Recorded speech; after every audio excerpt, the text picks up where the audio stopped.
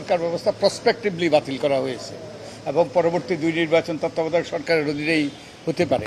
কিন্তু সেখানে আমাদের সাবেক প্রধানমন্ত্রী বলেছেন তত্ত্বাবধায়ক সরকার ব্যবস্থা বাতিল করেছে আদালত, এবং এটা যদি আবার ওই পুনরুদ্ধার করতে হয়, পুনঃস্থাপিত করতে হয়, তাহলে কিন্তু সংসদকে ব্যবস্থা নিতে হবে, যেটা রায় ছিল না ক্লিয়ারলি।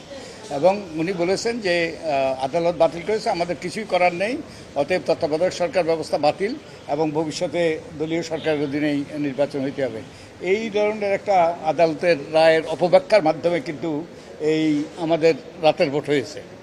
তো এর মাধ্যমে আজকে যে রায় হলো এবং আমাদের যে হাইকোর্টের রায় হলো, তার মাধ্যমে এটা বন্ধ হওয়ার পথ সুগম হয়েছে। তো আমরা আশা করি যে ভবিষ্যতে আমাদের ভোটাধিকার পুনঃপ্রতিষ্ঠিত হবে এবং আমরা একটা গণতান্ত্রিক যাত্রাপথে এগিয়ে যেতে পারবো।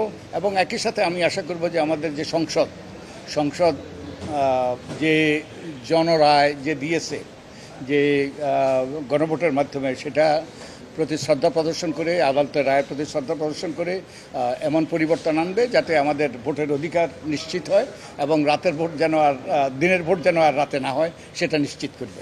সেটা অনিশ্চয়তা থেকে গেল, এটা সংসদকে এগুলো সুরাহা করতে হবে।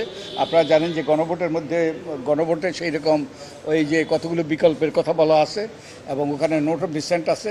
তো এখন আমাদের সংসদকেই সেটার ব্যাপারে সিদ্ধান্ত নিতে হবে। যেমন যে সর্বশেষ প্রধান বিচারপতি তত্ত্বাবধায়ক সরকারের প্রধান হবে কিনা, এটাও সংসদকেই সেই সিদ্ধান্ত নিতে হবে।